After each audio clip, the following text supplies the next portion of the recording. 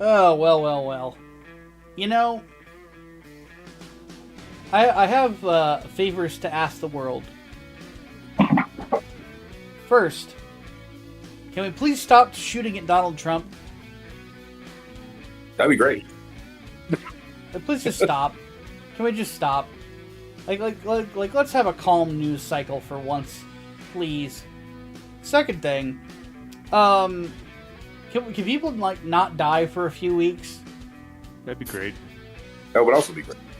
Like just let's take a let's get I think that the Grim Reaper might be an underappreciated individual. Let's give him a 2-week vacation. Yeah, give him a vacay. Yeah, he's been working hard. He's working hard the last few millennia. Let's. Like, my goodness, man, just take a break. You killed too many heroes. Good God. You don't have to grind so hard, bro. Yeah, that's our job. And then there's a third one. If you were a British comic book writer, stop touching on women when you're not supposed to. Yeah. God damn it. Get permission. Yeah. We had a lot to talk about, folks, so we're going to go ahead and get to it. Welcome once again to another episode of On the Grind.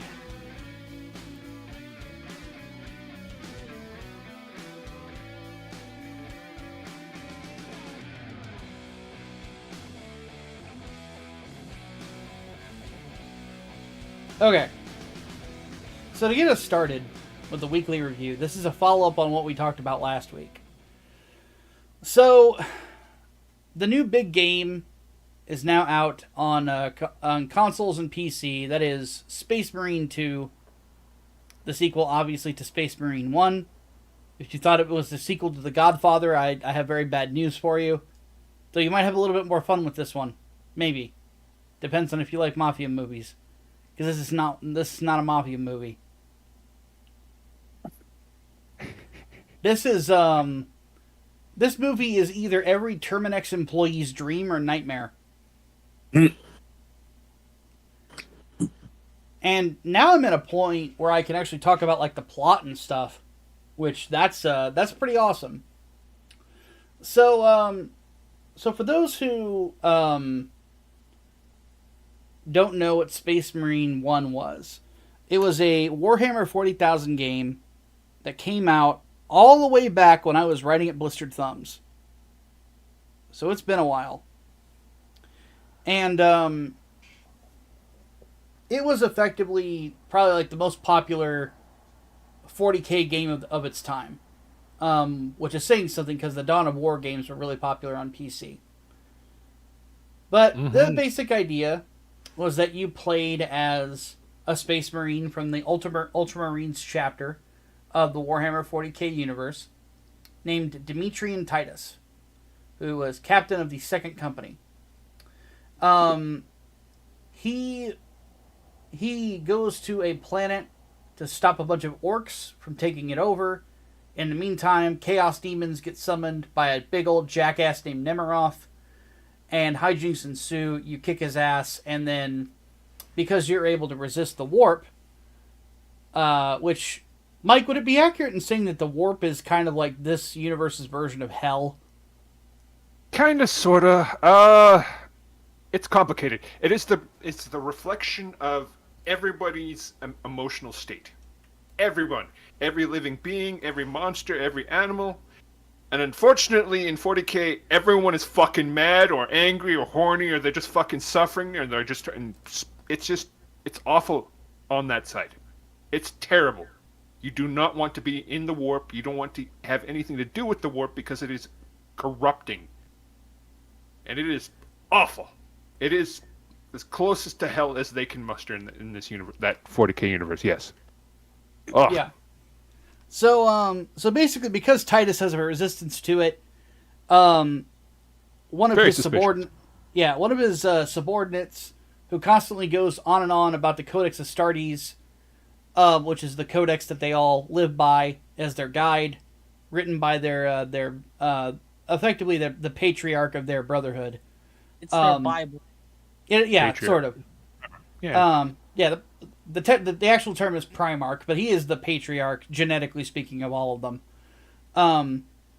But he goes on and on about the Codex Astartes not supporting the things that Titus does, and then he violates the Codex Astartes by going instead to his chaplain, goes to the Inquisition to report Captain Titus, and then Titus ends up imprisoned for years on end, and then he joins a group called the Death Watch, which, Mike, do you want to explain the Death Watch to those who don't know 40K? Okay, so the Death Watch, as I explained before, is the... Okay, so there's three main Ordos. The Ordo Xenos, the Ordo Malleus, and the Ordo Hereticus. They're sort of like if the FBI, the CIA, and the Vatican all had like a terrible fucking child, and they were allowed to do whatever the fuck they wanted if it means that they can stop whatever they're designed for. They have the power and authority to do it. So the Ordo Xenos has a group called the Death Watch, which is based off of a real British group called the Death Watch, which I believe was in World War One. But let's back up from there. So the Death Watch in this case, they borrow Space Marines from other chapters, and so that way you can have like a Blood Angels fight alongside a Space Wolf, fight alongside a Dark Angels, fight alongside some poor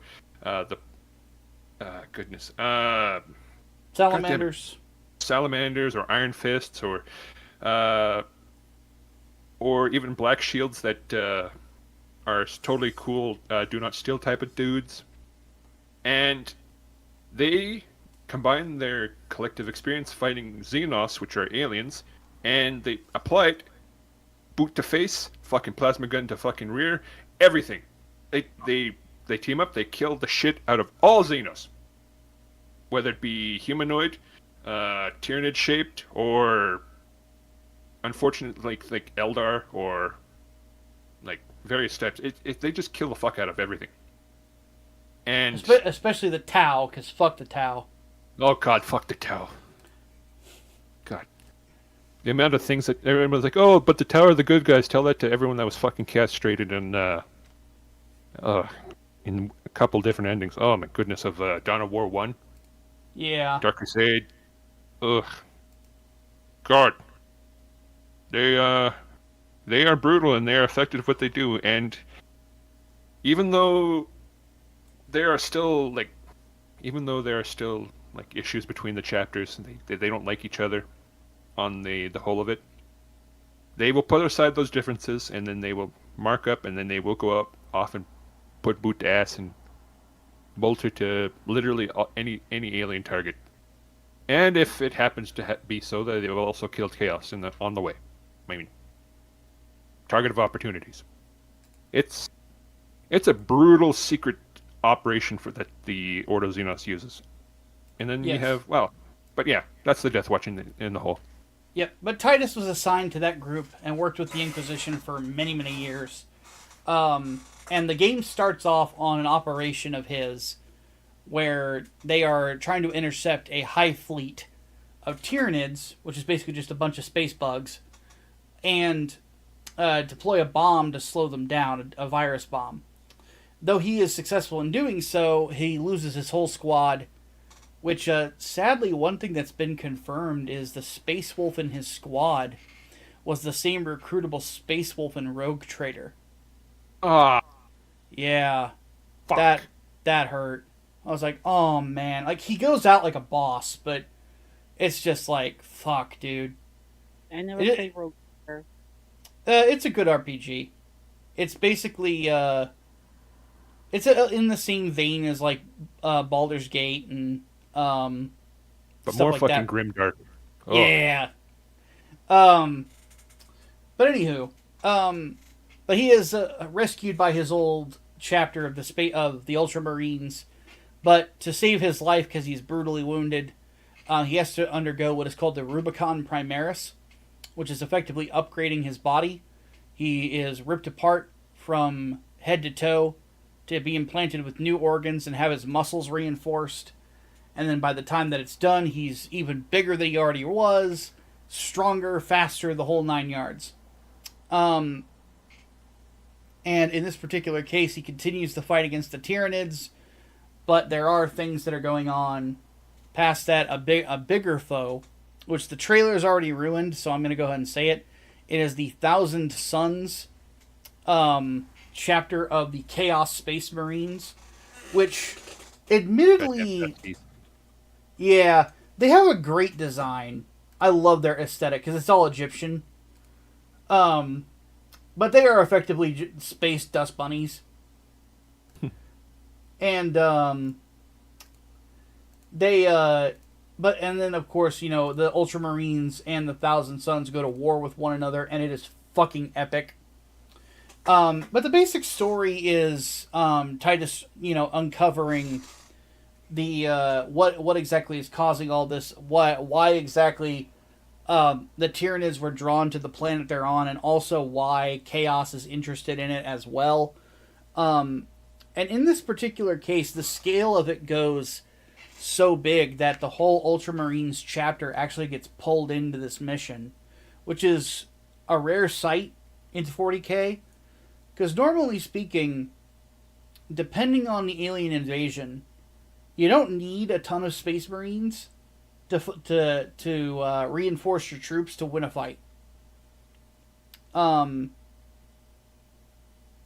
Like, one company is usually enough. Basically, these are the best. And there's 10 companies per chapter. Yep.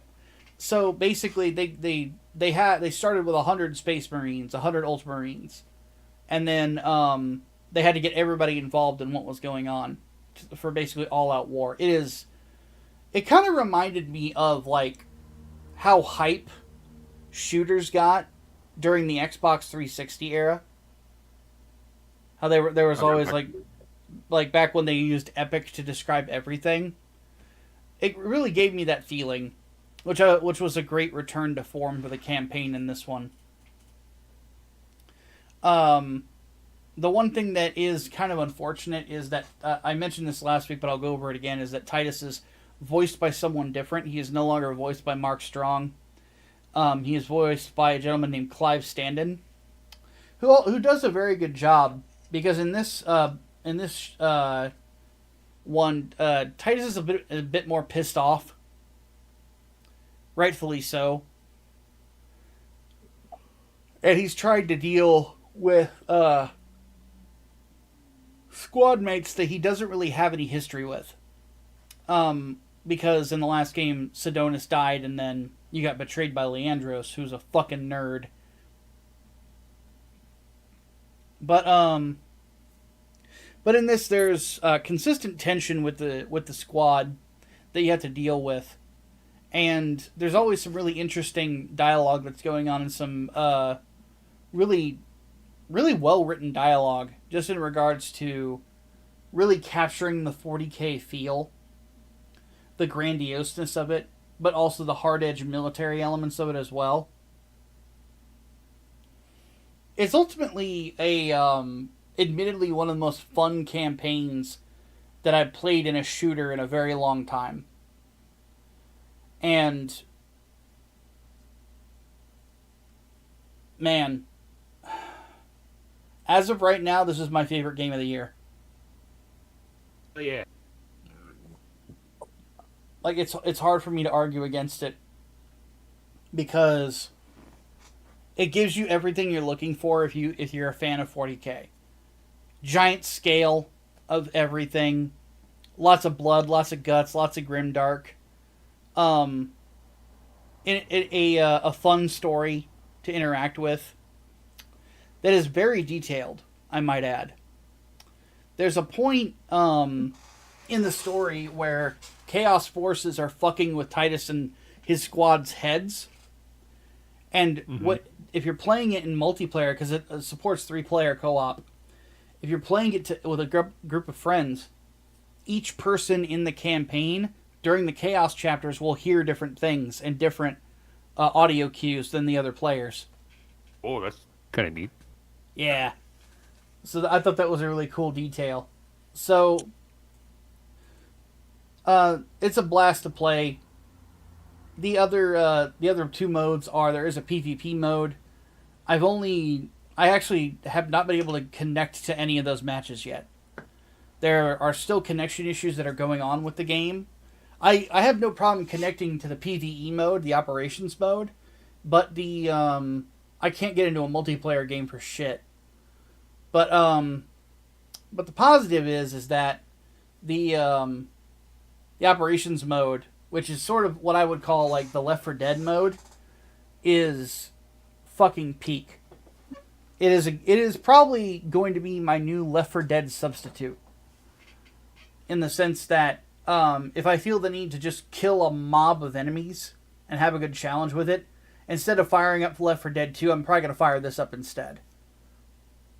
I also heard that it achieved the what was that one fucking arcade game way back when, that making a lore accurate Tyranid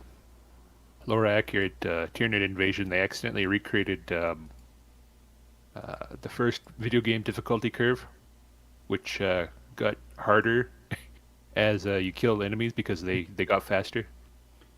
Yeah. It is, a lot of it has to do with how many Tyranid warriors spawn. Because the Tyranid warriors are fucking nightmarish if you're not careful. Mm-hmm. Because the game now has a parry system in melee combat. Now, if you nail a parry, you open up a chance for a critical shot where basically you bust out your pistol and pop somebody in the fucking head. It does crazy good damage. Or it'll just open up and just to a normal counterattack where you can do a good amount of damage. And then you can execute someone to gain some of your armor back. The gimmick is that if you're not careful about your parry timing and keeping an eye out for stuff like that, you can literally get like mauled to death in close quarters combat. And Space Invaders, that was the game. You know, in a weird way, it can kind of feel like a beat 'em up / shooter version of that. Yeah. Because there's so many of them that come in. And there is also a horde mechanic that's in it where, like, you'll get these scenarios where you watch Tyranids literally crawling up the walls over one another to get to you. It's such a cool visual effect. It's nice. However, I have to just say this. Fuck zoanthropes. Oh, goodness. I hate them. I fucking hate them. They're giant floating bug brains with Professor Xavier powers and they're bullshit. Because what they do is when they show up, sometimes they'll show up solo, sometimes they'll show up in groups of 2. And what they will do is one will psychically shield the other from damage, and then the other one will bombard you with a shit ton of covering fire. So you basically have to eat shit while trying to kill it, so you can end up killing them both inevitably. It is difficult to say the least.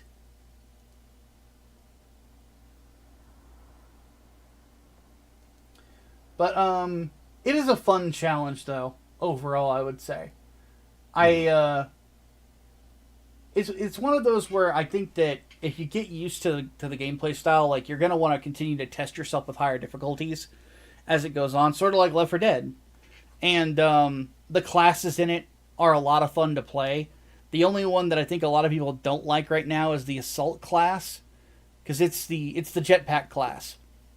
And the general problem that it has is in campaign and multiplayer, anytime you're using the jump pack, the big jump, you're going straight up, and then you hammer yourself down. With the jump pack in operations mode, you don't do that. You jump forward at an angle, and then you can do the thing. largely because like the arena, like the levels are not designed for the big jumps, whereas the multiplayer maps none of them have a ceiling. So it is that's the one class that a lot of people are not big fans of, but the rest of them are fun to play. My personal favorite, being that I'm a salamander lover, is I love to play as the Bulwark, because it's big fuck off shield and a big fuck off sword. So, I don't really know if I'm doing this justice. I just don't want to spoil anything that's in the story.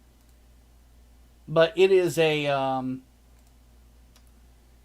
it is one of the most fun video games I have played in a bit. And if you are a fan of the original Space Marine, I honestly feel like you're doing yourself a disservice by not playing this game. It is so much fun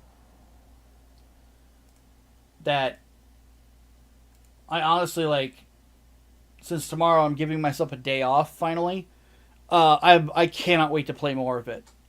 To just fucking kill shit. It's just so much fun. So, if you guys are listening to this, wherever you're listening to this, definitely check this one out. It is worth the price of entry, and you will not feel like your time or your money was wasted. That's good. Goddamn. I was hoping so, because I'm planning to get it later this month, I think. Well, let me know when you do. I'll help you through it. It is so much fucking fun.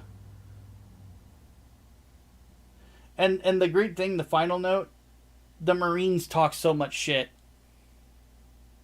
I would hope so. In the classical 40K way of like doing it, but they just are, it's so great because it really makes you feel like you're in it, because you're just kicking the shit out of everything, and you're telling all the bugs that they deserve to be purged by the Emperor's will, and da da da da da. It's like fucking right.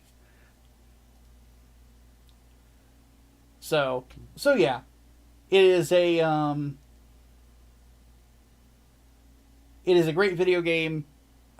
So far, it's going to be my game of the year, unless the Silent Hill 2 remake is just like incredible, which it could end up being. We'll see what happens.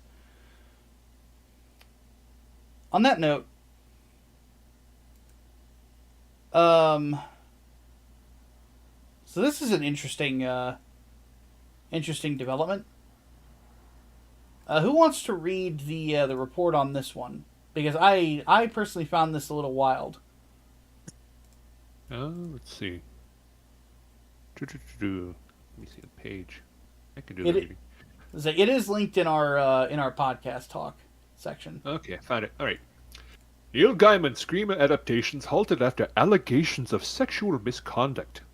Netflix's Dead Boy Detectives has been cancelled and productions by Amazon and Disney have been put on hold amid reports about the Coraline author.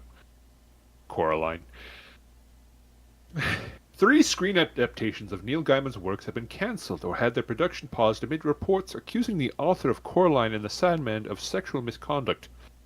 Netflix Dead Boy Detectives, based on the characters created for DC Comics by Gaiman and Matt Wagner, has been cancelled after 1 season. Production of the 3rd and final season of Amazon drama Good Omens, based on the 1990 novel by Gaiman and Terry Pratchett, has been paused, according to U.S. website Deadline. Meanwhile, development of a Disney film adaptation of Gaiman's 2008 young adult novel The Graveyard Book has been put on hold. None of the streaming services have confirmed that these decisions were taken because of the allegations, but Gaiman apparently offered to step back from his involvement in Good Omens, according to Deadline. Gaiman's representatives declined to comment on the decisions taken by the streaming services. Ooh. Goodness, that's spicy as hell. In July, an investigation by Tortoise Media reported allegations by 2 women of sexual misconduct against Gaiman, including sexual abuse and coercive behavior. Gaiman has strongly denied any unlawful conduct. One woman, whose first name is Scarlett, alleged that Gaiman performed sexual acts on her without her consent while she was working as a nanny for the author's family in New Zealand. Gaiman said that they only engaged in consensual acts. A second woman, identified only by the initial K, alleged that Gaiman penetrated her without consent. Gaiman denied any unlawful behavior. I'm probably pronouncing his name wrong, but who cares? Further allegations have been made since Tortoise's original report, including by Caroline Wallner, who alleged that Gaiman pressured her to have sex with him in return for letting her live at his property in upstate New York, and made her Jesus sign fuck. a non-disclosure agreement in return for $275,000 payment. Gaiman has said that the relationship had been entirely consensual. Brutal. Brutal. He's having a lot of quote consensual relationships that are that somehow involve money and or living arrangements or of some sort, or some kind of relationship that has nothing to do with, that should have nothing to do with sex. Isn't that illegal outside of Nevada? Yeah, I gotta say that sounds like prostitution. Oh no. That is prostitution at its basis. Oh, bro, it's just like digging himself in a hole every step of the way, and it's just like, oh yeah, it's consensual. Oh. Wow. And plus, you got to look at the wording there for one of them where they just said penetrated. Mm-hmm. That doesn't necessarily mean they had intercourse. Like that's Neil might be into some kinky stuff. That's all I'm saying.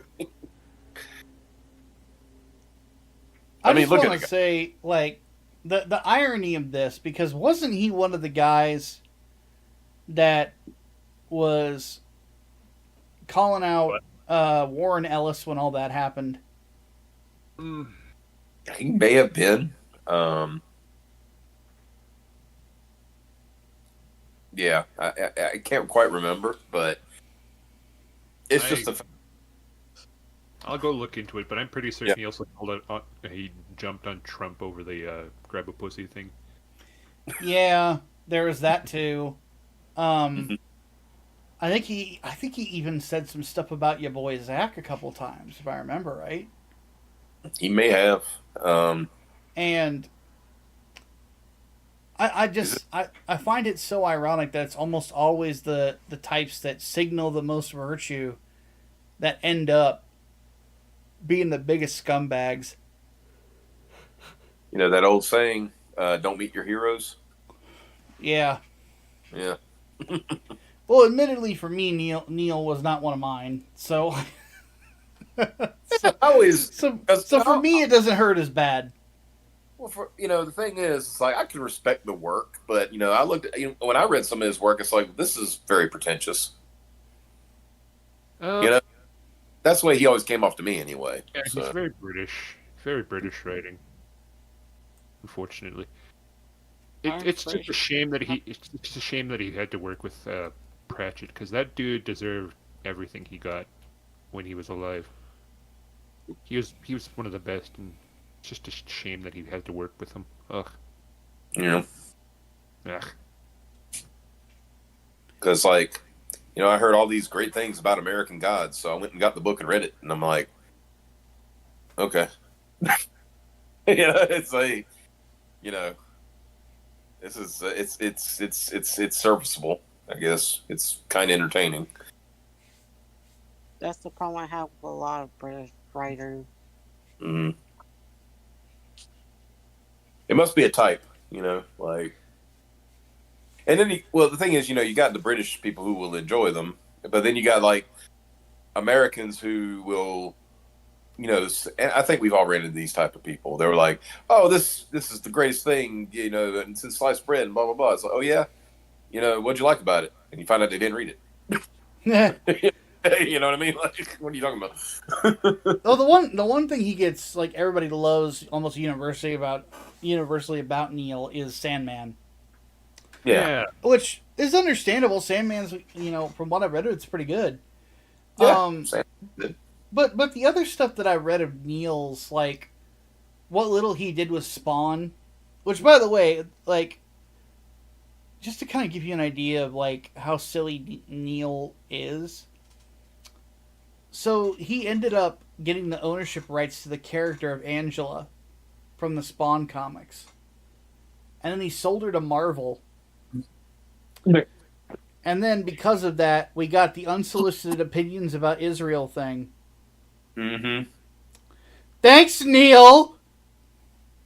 Also, isn't she like Thor's sister now or something? So I don't fucking know. Marvel is so stupid now. Um, there's that, and also the big thing was like his Miracle Man run. Mm-hmm. Everybody told me about Miracle Man because they're like, dude, you need to read Alan Moore's Miracle Man. It's fucking wild. And I read it, and it was fucking wild. The Olympus arc is fucking nuts. Mm-hmm. It has like some of the goriest shit that I've ever seen in a superhero story. It's really really good. Beyond the gore, of course. But then Alan Moore steps down from the book, and then Neil takes over. And I swear to God, Neil's Miracle Man is a fucking Nembutal drip. Like, it will put you to sleep. I'm getting sleep. I'm getting sleepy talking about it. Like, Jesus Christ. It's funny you mentioned that because I just put my hand over my eyes for a second. And I was like, I could sleep right now.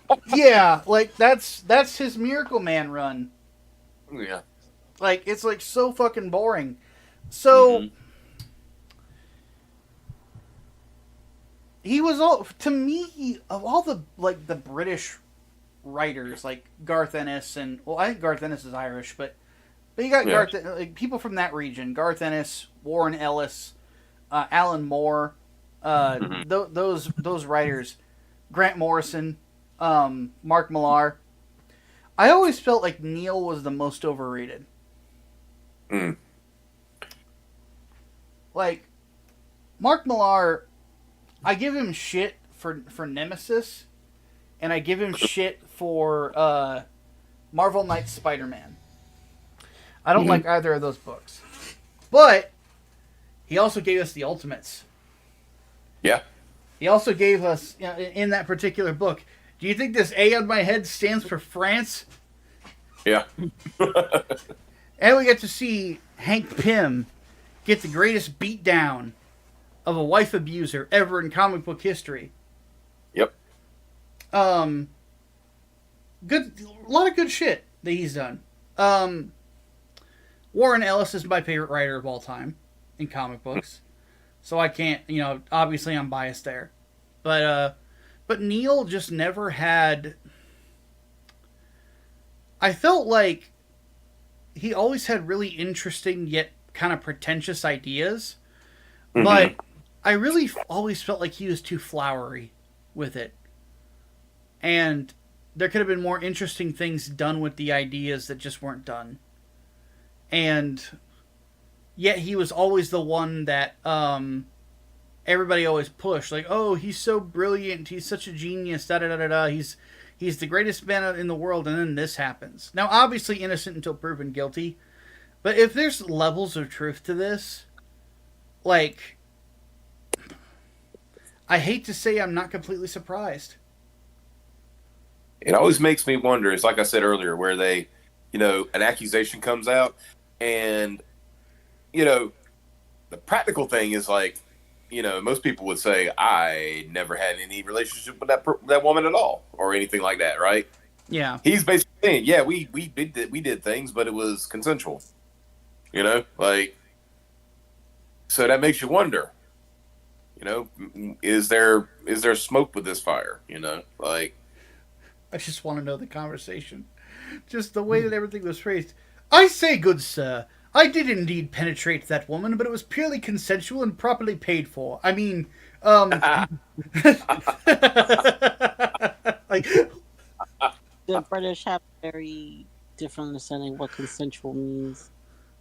maybe they do. I don't know, man. But it's just one of those things where it's like, what the fuck? I mean, the whole thing, was it the one in New York where it's almost like, all right, look, you can stay at my house. The only the only payment I require is that you bone me every once in a while.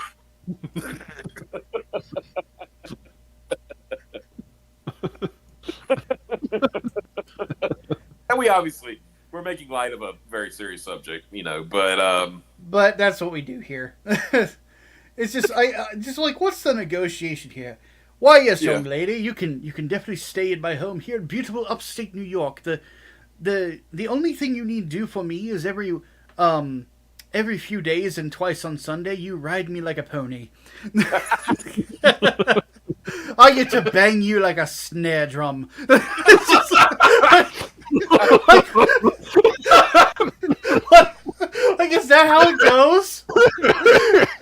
Have I been approaching dating wrong all these years? Like, I wonder. No, I'm kidding.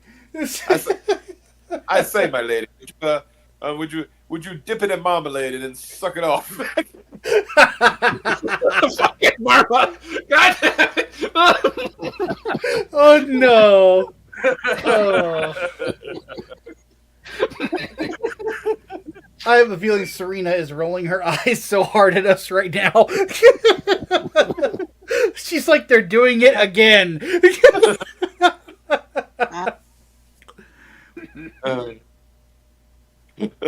Quite. Oh my god. I wonder if he wore a monocle.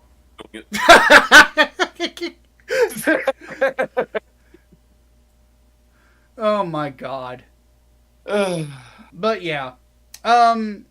Needless to say, again, innocent until proven guilty, but we're taking the piss out of this guy because he kind of deserves it. It's a little bit, just a smidge. A little bit To of be laugh. fair, he's had his moments where he's a straight up asshole.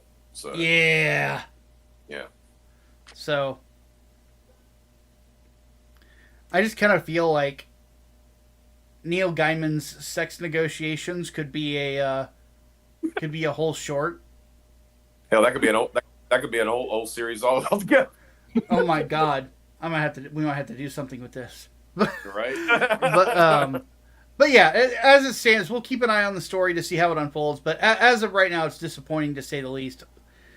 As always, if it like, I hope horrible things aren't true, because as much as we're joking, if none of this is true, this man does deserve to have his name cleared. True. Because it is a horrible thing to go through, but the phrasing of the penetration thing is just fucking funny.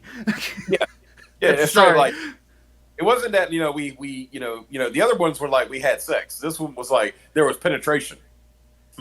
Yeah, and there was money. There was money fucking exchanged. There was money of something of monetary value was exchanged. Yeah.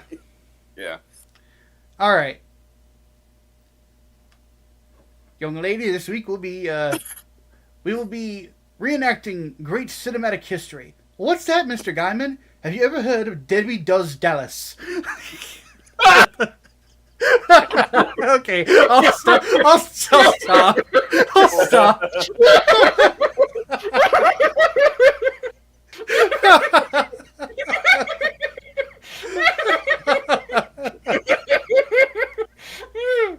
But that was a great movie.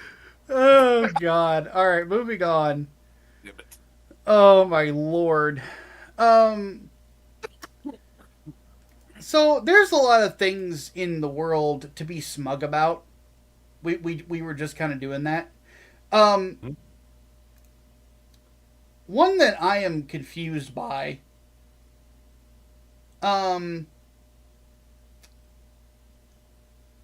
Is somebody was wrote into the editor's page of Amazing Spider-Man. Now, for those who don't know, it's kind of like the old Marvel bullpen stuff. Yeah. Yeah. For those who don't know, Zeb Wells has been fucking up Spider-Man. How long has he been on the book? A few years now? Something like that. Just like, self-insert and all that. Yeah, we've talked a little bit about him. I did a video on him on my channel. Like, his run is really bad. It is like all the stuff that Nick Spencer had set up, where basically like we're getting Mary Jane and Peter back together and stuff like that. Spider-Man wasn't. I didn't really think that his run was better than Dan Slott's. Well, Dan Slott's early stuff, because Dan Slott's early run on ASM was pretty good. It just didn't. It just got worse as it went on, but it wasn't quite where I liked it. But I appreciated the fact that we had MJ and Peter back together. And not to mention, we got Ryan Otley on Spider-Man.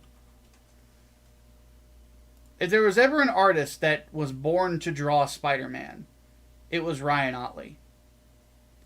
And they barely fucking used him because this is Marvel we're talking about. But still, we got it. It was cool. It was great. I was happy. But then they put Zeb Wells in the book. Now, Zeb Wells is a writer for Marvel that, before working on Spider-Man, literally had nothing of note to his name. And they just put him on their biggest title, and he just started shitting it up. Because he put in a self-insert character named Paul, who is now having sex with Mary Jane and has children with her. No, Paul has children. They're not Mary Jane's children. They're just... Oh, okay. But regardless, I don't give Marvel Comics my money. I have not for years. Yeah. But there's one arc in the history of Spider-Man that puts absolute rage into the heart of any Spider-Man fan. 3 words. One more day. See? Absolute rage. It is one of those things where, like, I actually appreciate Bounding Into Comics for saying this, because they flat out said that Joe Quesada ghost wrote that, and it's like, it's so obvious that he did.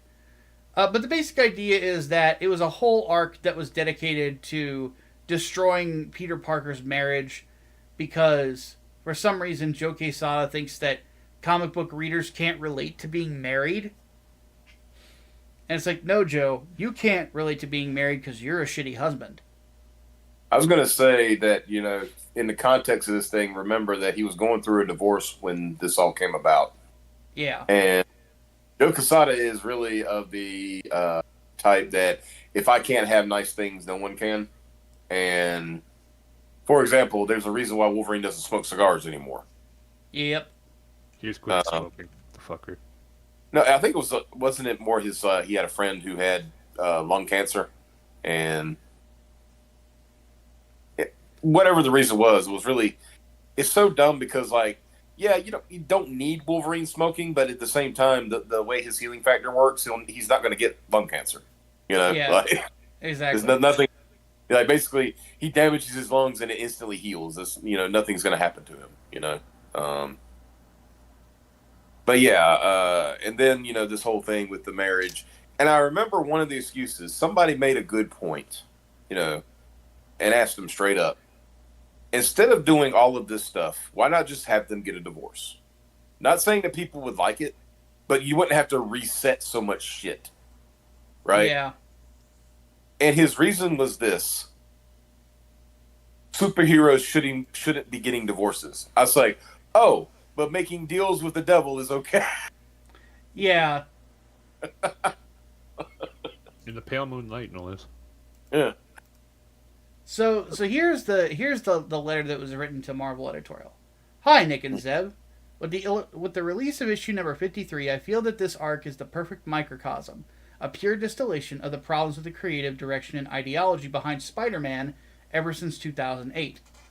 Peter has just turned evil for the 3rd time in less than a year, the 2nd time in only 4 issues, and all I'm left wondering is, haven't I seen this before?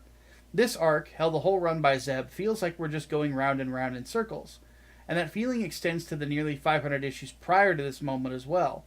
Nothing has really changed in Peter Parker's life in all that time. He's still just as much of a broke loser he keeps pushing away the people that follow him around as he was immediately following One More Day. All the while, everyone else in Marvel gets to grow and change. Hell, even Venom is a responsible father now. It's a very good point. Why isn't Peter allowed to have any development of his own, like he had done for the decades between 1962 and 2007? Another good point. I speak for many millions of fans of Spider-Man when I say I'm disappointed with the creative direction, That's why I'm so supremely happy with the new Ultimate Spider-Man book, because it feels like a true continuation of Stan, Steve, and John's ideas for the character and his growth. I really do hope things will change soon, and so do many, many others. Ever an underwhelmed fan, Nick from New Zealand. Well, that was And- reasonable. Yeah, that was Yeah. very respectful. Yeah. Yeah, he's He's just basically giving saying, he's just saying, like, look, at this point in time, almost 20 years ago, you guys basically halted this character's ability to progress, and I don't understand why, because it was so good before, and I don't understand why you would do this, you know. But when you look at Ultimate Spider-Man, we're getting these stories, so why is this not happening? You know, why are you not doing it? So the editor, who is the editor on this book? Nick Lowe. Nick, if you ever listen to this, you're an asshole. He says, hello, fellow Nick, and thanks for writing in. Sorry ASM hasn't been doing it for you. As for Peter turning evil, it was part of an ongoing story thread that we were working on that it seemed to end in ASM 35. So what the dude said was true. You're doing it more than once. Why are you doing it over and over again? Like, you're not answering his question. If it didn't work for you, that's a bummer. It worked for us and a lot of fans. No, it didn't. No, it didn't. It worked. It worked for you. Let's just be honest. It worked for you. That's what you wanted to do. You know, it doesn't, you know, like, sales numbers show that it didn't work. So. This next quote, I don't think I have to read past this. I will allow people to have a look at this on their own if you would like. But just listen to this. Just listen to this statement. As to your bigger question, would Stan and Steve and John want Peter's life to develop? ? I'm not sure. I'm sure. You know how I know? Because they fucking said it. Yeah, and they let it happen. Right? Mm-hmm. Let me look something up. I think it'll prove my point. Give me just a moment. The only positive thing that the editor says is he goes, regardless, I'm really glad that you're enjoying Ultimate Spider-Man. I love that book too. And it's like, dude, like, I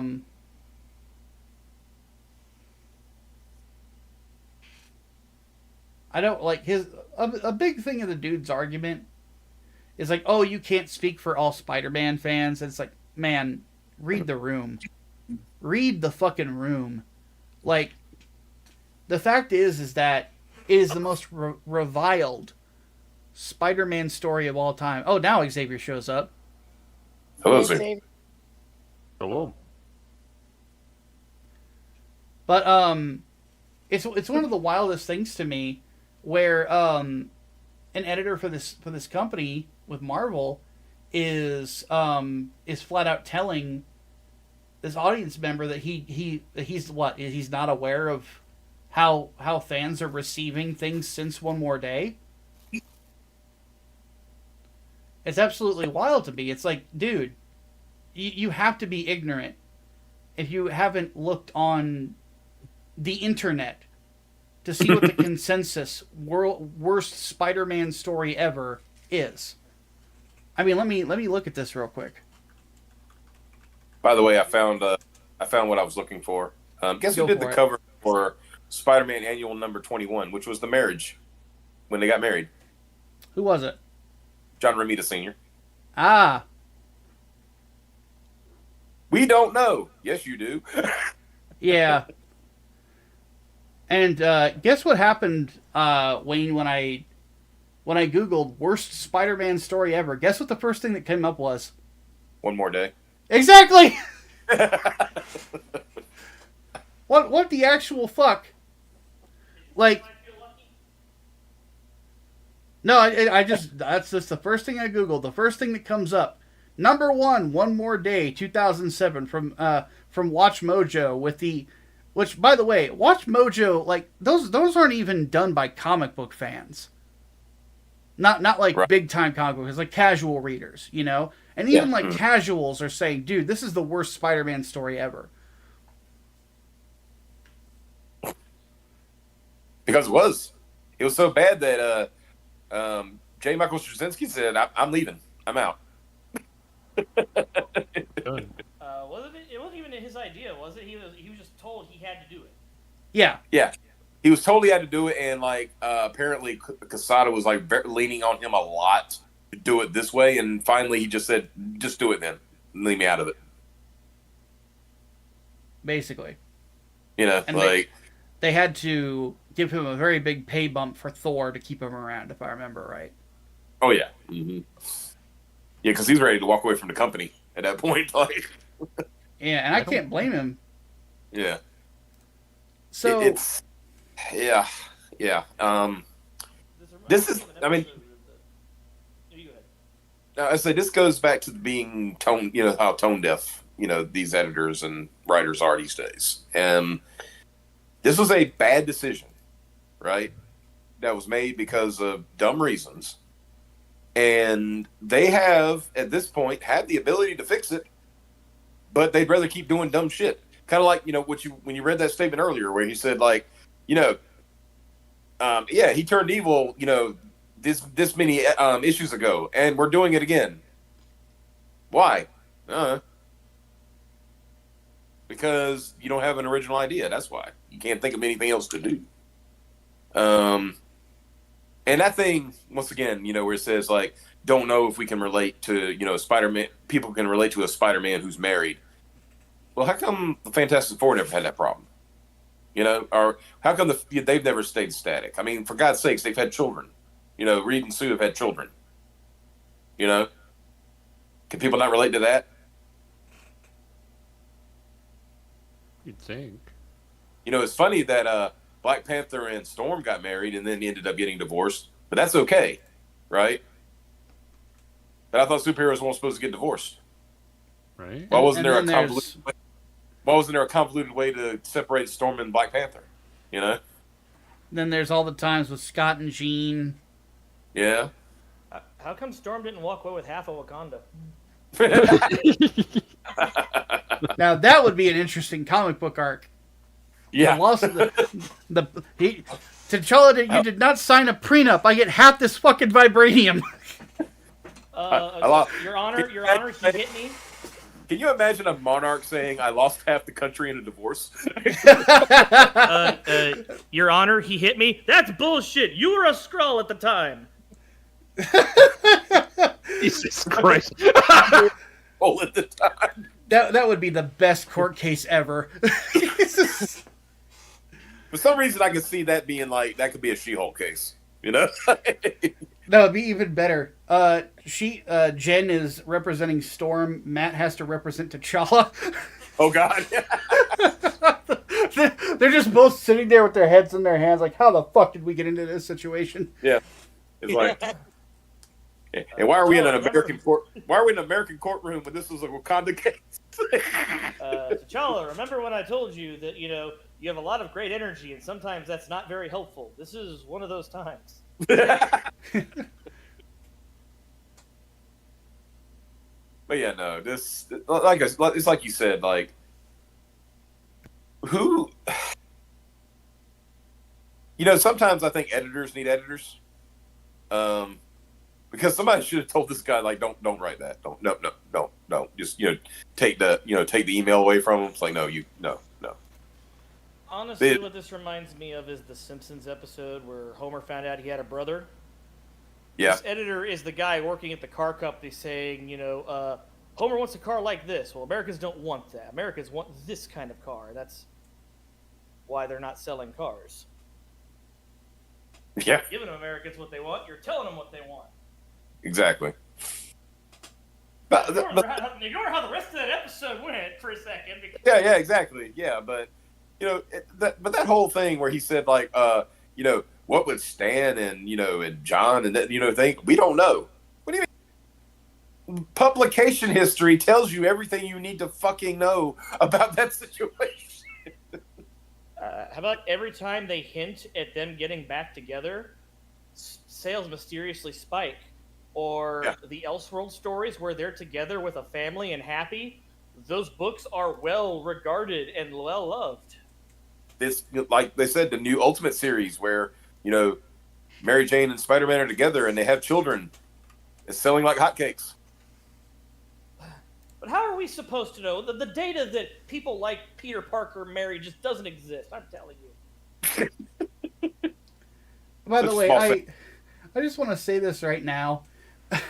I did another Google search while we were talking about this.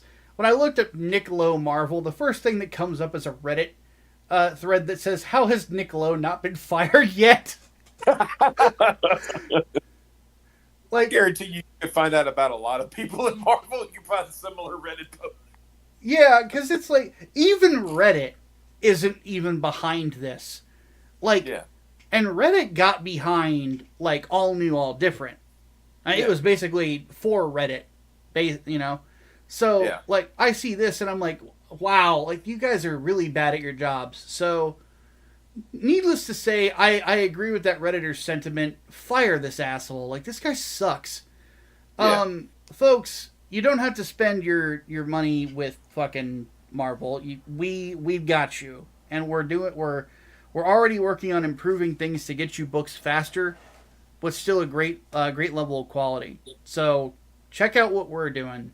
Tell your friends, like, spread the word, because we're going to continue to deliver good stuff. All right, let's move on to our next and final topic for the day. Very somber. Yeah, this one is this one's very sad. We joked at the start of the show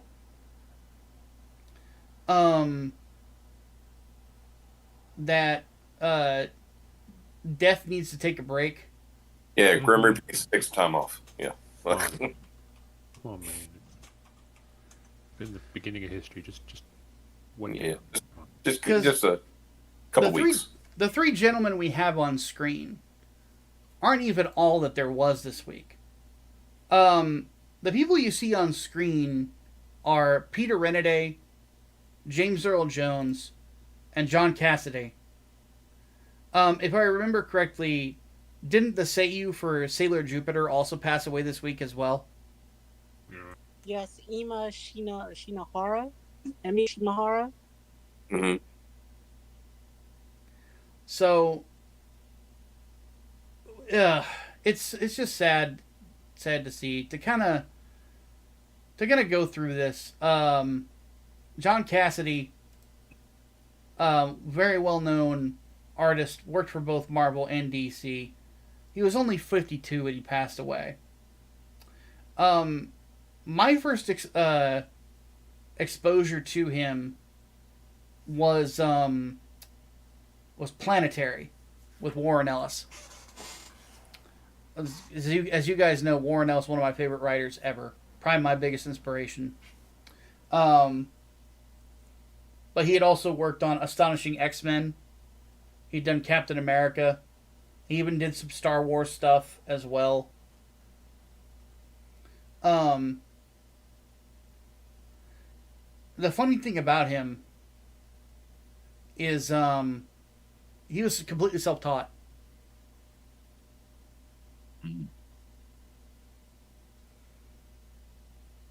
And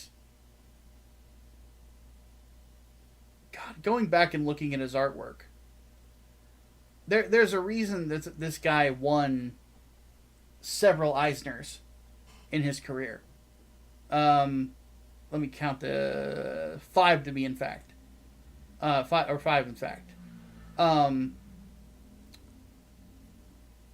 In fact, like one year when he first got his Eisner Awards, he won Best Penciler / Inker for 3 separate comics. Hey. He was such a workhorse that he was actually doing Astonishing X-Men and Planetary at the same time. And there was no delays either. Yeah. And folks, I will tell you right now, it can be like twisting somebody's arm to get an artist to do even one book, let alone 2 or 3. Mm-hmm. So, but this is a guy who... I was going to say, especially that, that Astonishing run, the first part, we talked about that before we went on the air, that that first part was so good, and those costumes were so good. Like, because this was after the my apparently Micah liked it, but my least favorite black leather phase, and they brought back the actual costumes, and I just thought they were so good. So, and he if he had a hand in designing that, then God bless him. Because they were good. I can't put more platitudes on it than that. Like. Mm-hmm. Well, he was a big part of, Joss Whedon's attempt to kind of bring the X-Men back to basics. Mm-hmm. And to Whedon's credit, they did succeed. I mean, yeah, brought back Colossus too, which was awesome. Yes, that I approve of because I love Colossus. Yeah, but I like that. Especially that Wolverine costume. Oh yeah, it modernized that. The yellow and blue costume. And I guess the word is practical. Made it like it seemed like it would be a practical suit. Yeah, got rid of the underwear outside of the tights. Mm-hmm. Made the mask not look like two Batmans kissing. Yeah. But Cassidy passed away. The other notable man, Peter Renaday. Now this one hit Xavier pretty hard because I sent him this and he said, "What'd you say, Xavier?" When I sent you that link. This hits me right where I live because that's Master Splinter. As I've told the story numerous times, the Ninja Turtles are very near and dear to my heart. They were basically my first babysitters, kind of my first friends. Because mom and dad working all these jobs, but dad made me a tape. It's got like 9 hours of taped episodes of Turtles. So he teaches me how to work the VCR enough, put this tape in. When the tape is done, put in this other tape. And then be good until we get home. Because it was the early 90s, it was perfectly acceptable to leave a 5-6-year-old at home to raise himself because the Turtles will take care of it. Yes. And they did. Mm-hmm. I only wandered off once. Well, twice. Maybe 3 times. I got brought back both times. Only one time in a police car. I mean, shouldn't have robbed that bank, dude. Look, it wasn't my fault. It was that cranky teacher who was mad that I was a unaccompanied child playing on the playground at the school when school was in session. How was I supposed to know? I didn't know what school was. I just lived across the street. I could see my house from the playground. If you can see it, then it's fine, right? Yeah. Yeah. Well, of course, now, the reason why I didn't tell them that is because I was smart, and I knew not to talk to strangers. Damn it. Oh, Lord. Yeah. Anyway, back to... Yeah. But as it stands with Peter Renaday, he voiced Abraham Lincoln in a lot of stuff. It's like one of the consistencies of his career. For those of you who are gamers, who might not have any experience with, the Master Splinter that we grew up with, but you might have played a little game franchise called Metal Gear Solid. He was the voice of Richard Ames in Metal Gear Solid 2. It was Nastasha's husband. He also voiced Adam Phoenix in the Gears of War games as well. Gears of War 3 specifically. Tremendous voice actor. Oh, I forgot he was also Al Mualim in Assassin's Creed. He was the antagonist of that game. Which he was great in that game, too. God damn. Bro just has the voice. Yeah, he really did. It's one of those things where he was just one of those voice actors that put a lot of personality into everything that he did, and he made it seem easy. Mm-hmm. I mean, I think like Xavier said, he, we already said he was the definitive Master Splinter. Like Oh yeah, that's little, that little bit of rasp to the voice, that it's like that age, that tint of age, that of a knowing master. He But nailed it, that gentleness too, and the gentleness, yeah, like movie Splinter is also good, mm-hmm. but it's not the same. Right. I mean, I understand how you feel, dude. Like, I already said, I think I've told these some of these boys here, like the day Peter Cullen passes away, I'm gonna be a wreck. Yeah. That's gonna be like, you know what I mean? Like, it's one of the reasons why, like, I really wish, and this is not a hint, by the way, somebody would like get a cameo of as many of the Turtles cast as they could the original. Oh yeah. Just because, like I said, that show means the world to me. Yeah. It's one of those things where you put it in, I don't get tired of it because of how important it is. There's episodes I still haven't seen just because I haven't gotten around to it, mm-hmm. and I'm kind of scared to go and watching them because what I've seen it all. There's no Nothing more, else. There's no more 89 Turtles left to watch. Yeah. And I think about that sometimes, and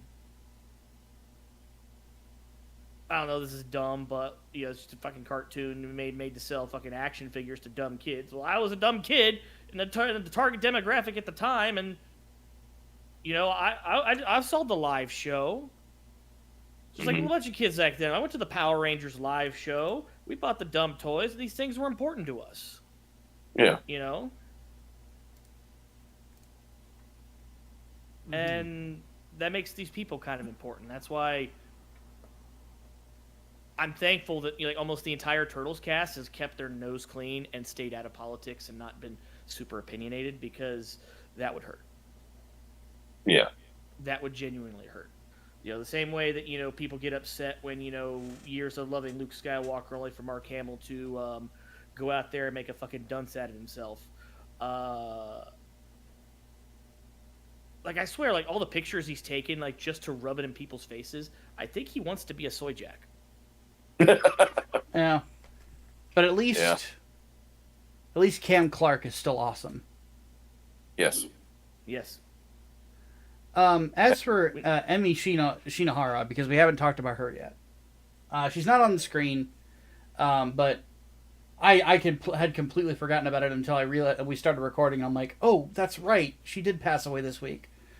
Obviously, most people are going to know her as the Seiyu of Sailor Jupiter.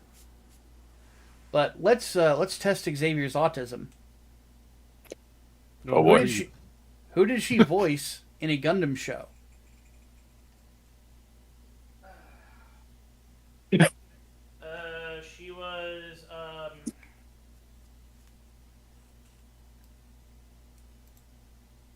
Mirai. Nope, she was not Mirai. Or Frabo?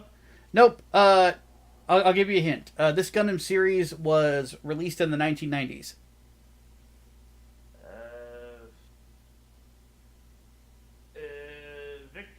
Victory or 0083?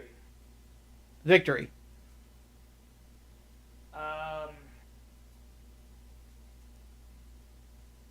Is she a member of the Shrike team? Zanskare.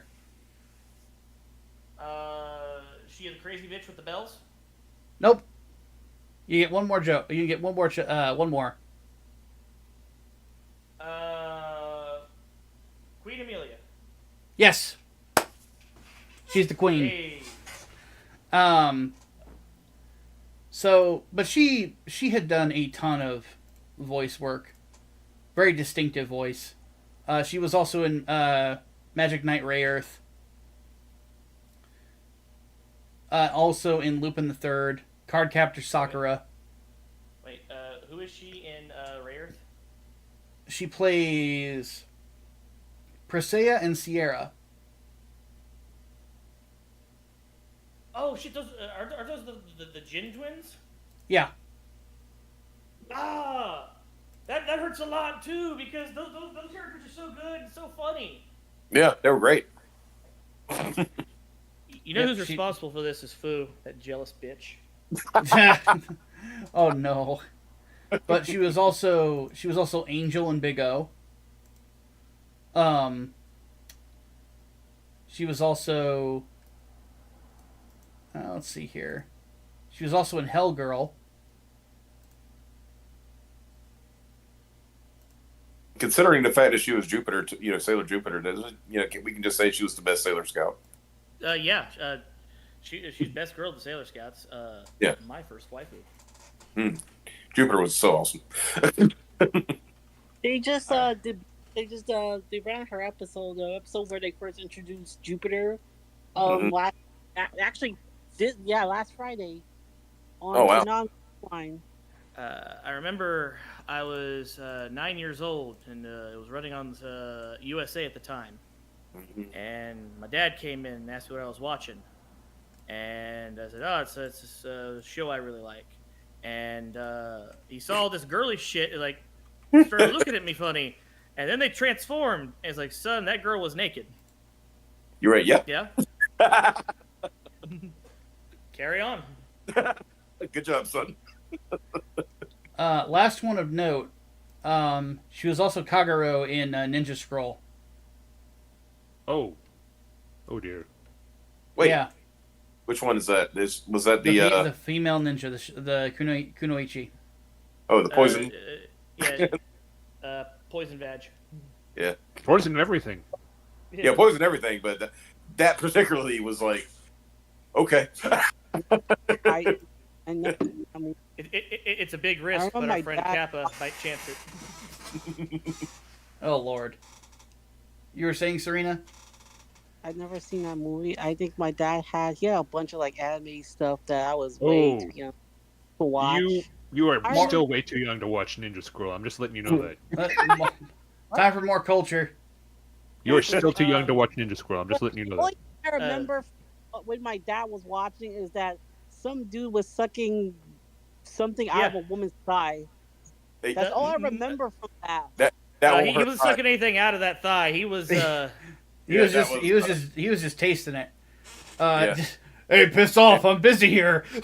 Yeah. God, yeah. God damn. Yeah, dude had a titty in his mouth. Dude had the whole titty in his mouth. Like, yeah, the whole thing.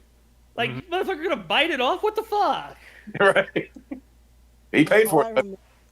Even I was 8 or 9 years old when my dad started watching that in front of me. I'm like, what the fuck? What is this? This is like Dragon Ball Z. It's okay. I'll mean, show you all the gross, sorta. terrible classic animes like Overfiend. Oh God, no, not Overfiend. I'm She is vetoing too that young one. for that. No. But the final gentleman that we need to discuss is one of my favorite actors of all time.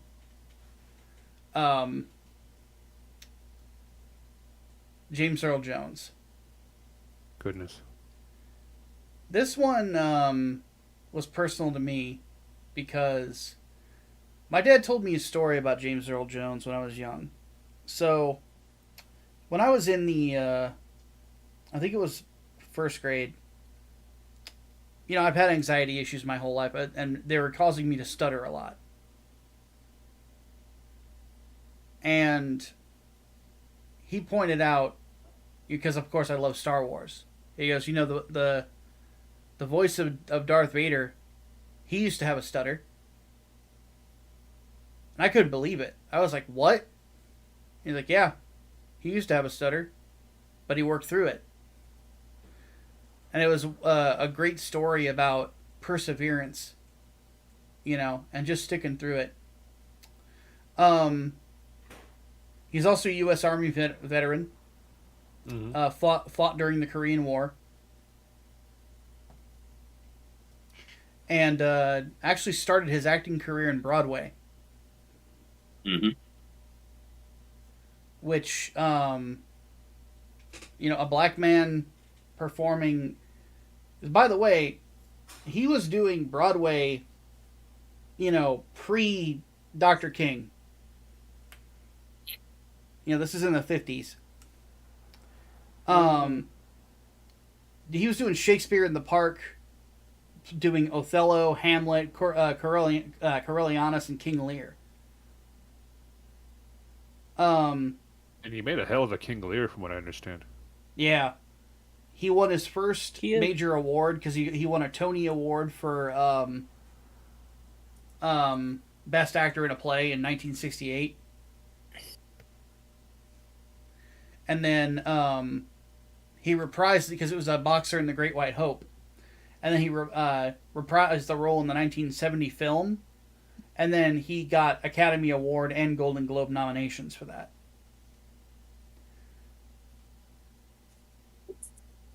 And then, of course, his most well-known role was Darth Vader.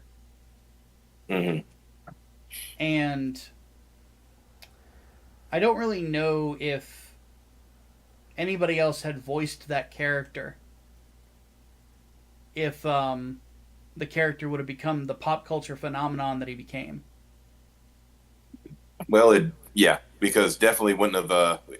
I don't think it would have if Prowse was voicing it. Have you ever heard the screen test when David Prowse was doing the voicing? Because, he had to read the lines, obviously, right? Yeah. It was bad. it was really, really bad. Because Prowse had a very higher pitched voice. And it just wouldn't have sounded. Sounds like Mike had heard it before because he heard audible over there. But what's really amazing to me is like even when he voiced the character later in life, even though he was an older voice and everything, it just still sounded so good. Like I remember one of my favorite lines from Rogue One was he said like when he told the guy, be sure you don't choke on your ambitions. Oh, that was so good. While he was force choking him.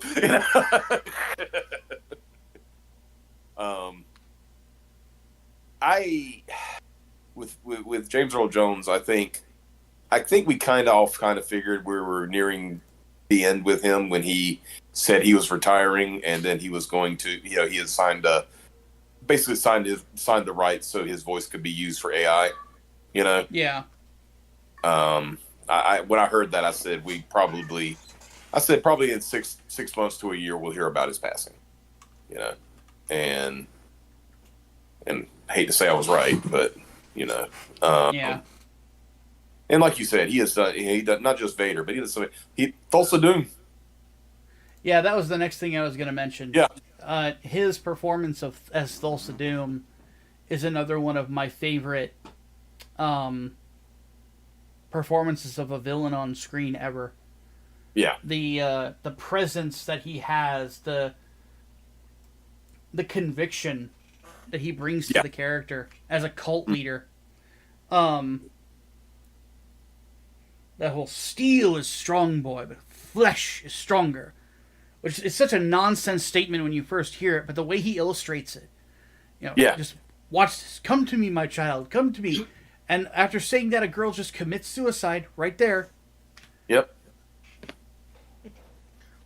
That is strength, boy. That is power.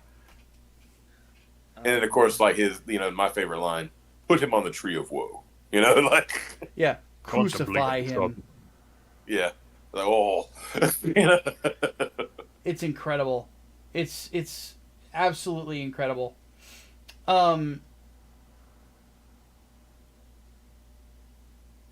Funnily enough, he didn't get an Academy Award until he received an honorary one in 2011.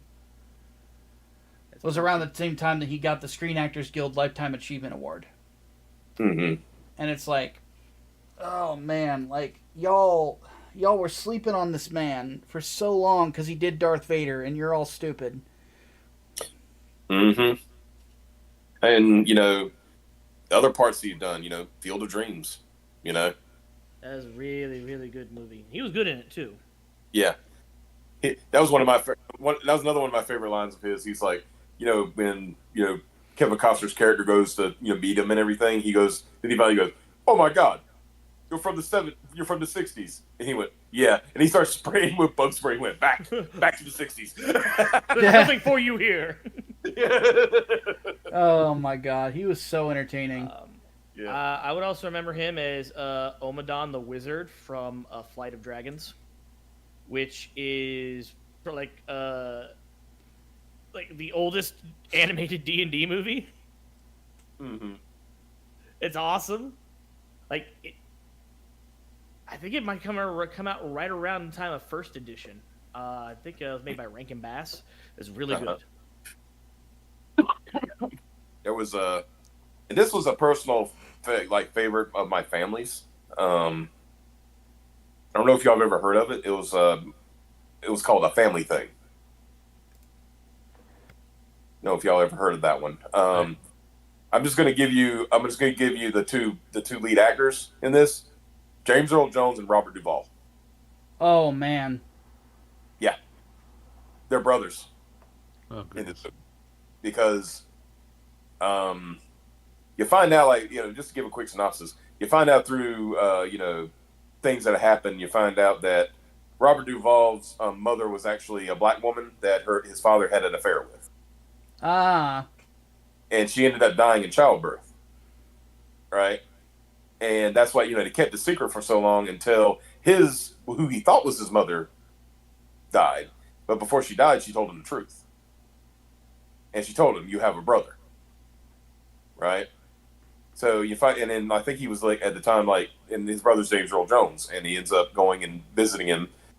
And you find out, it was such a good thing, because you found out that James Earl Jones knew the whole time. His character knew the whole time that was his brother, right? Yeah. And I will say, and it was one. It wasn't a line that James Earl Jones says, but it was a character. It was like his aunt. It was their aunt. It's both their aunt, really, right? So, and she asked, and she's blind, so she can't see, who this is. She just hears the name and all that stuff. And so she says, "I need you to help me go to the grocery store." So they go to the grocery store, and he starts picking stuff up for her. And as she's checking out, she tells the guy at the cash register, "Yeah, this is my nephew Ray. This is I forgot, this is his brother." And the guy's like, "His brother?" And goes, he's white, right? And as they're leaving, he goes like, "I don't know why you told him that. I don't know if you're having fun with your friend or something." And she said, "Don't you bullshit me, Ray Pilcher. I know all about your half black ass." Oh goodness. I was like, that was a good line. But yeah, it was a really good movie, and I recommend anybody to watch it, because it's about their learning about their history and all that stuff, and got a lot of civil rights stuff, and it was really really touching, and like I said, one of his good performances. And you were talking about that stutter, Micah. Yeah. That was one of the few movies he kind of let it come back out, because he was trying to show vulnerability. When he was being flustered about some things and whatnot, so he kind of let that stutter come out a little bit, and I think that added to the impact of that story. So the performance of James Earl Jones that's going to stick with me for the rest of my life. This is going to kind of sound kind of lame, but Mufasa from The Lion King.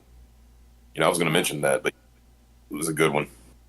Because legitimately, I can't think of a more earnest or kingly voice. Oh, yeah. But also very fatherly as well. Mm-hmm. Mm-hmm.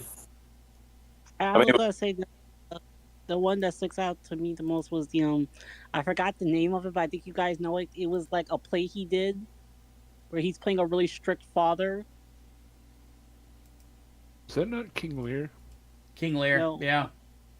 No. It was like it's about a black family in the Oh, I know what you're talking about. I'm trying to remember the name of it. It's been circling around the internet for years, and there's a scene where he's basically scolding his son. Basically, "I will have to like you, son, but do you eat good? You sleep good?" I'm kind of messing up the line, but that is what I'm talking about. I know what you're talking about because I think they did a movie version of that with Denzel Washington. Yeah. Yeah. I forgot the name. Fences. Damn. Fences. Yes, Fences is what it's called. Right. Okay.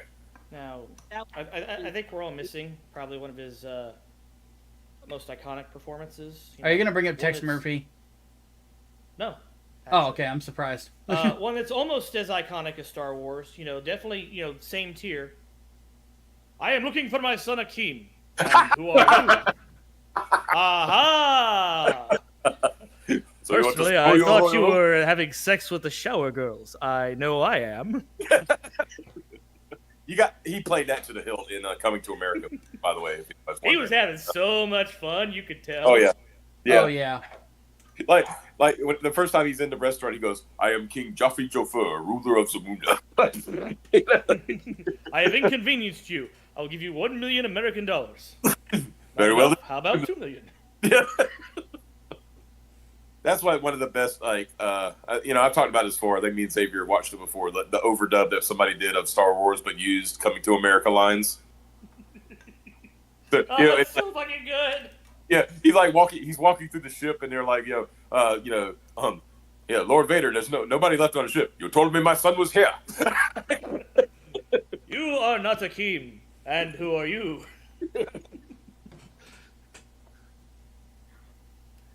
Oh, my goodness. Apparently he had because I'm looking through the stuff.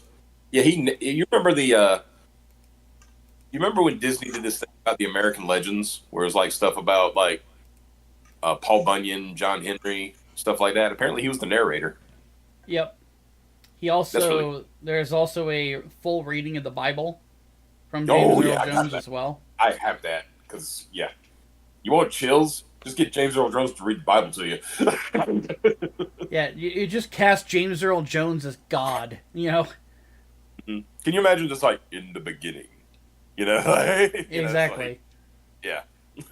The only way that could get more deeper is if it, before he hopefully starts, there's the THX logo sound.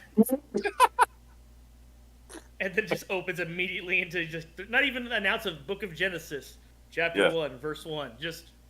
In the beginning. Yeah.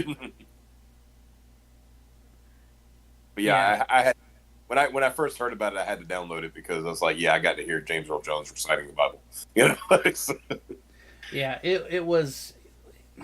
We really did lose a tremendous talent, but at the same time, he got to live, and this is also the same thing with Peter Renaday as well. They both got to live very full, fulfilling lives, and specifically with James Earl Jones.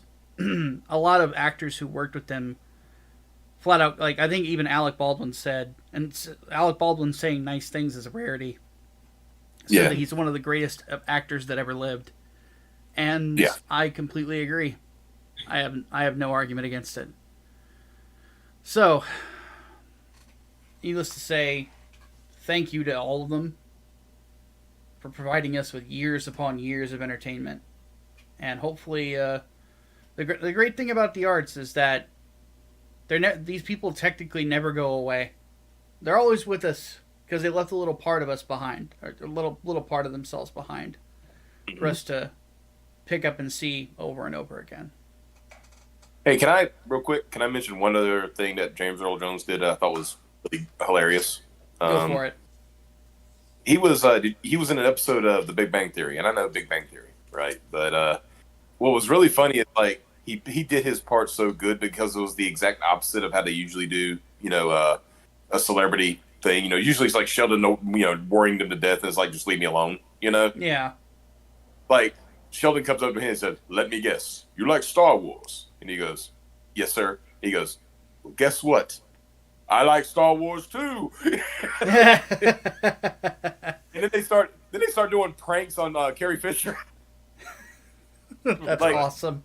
Like he goes and rings her doorbell and they run away, and then she comes out and she's like, "It's not funny, James." And he goes, "Then why am I laughing?" Oh man. doesn't it end with Sheldon getting like tired of James Earl Jones and trying to get Yeah. away from him? Yes.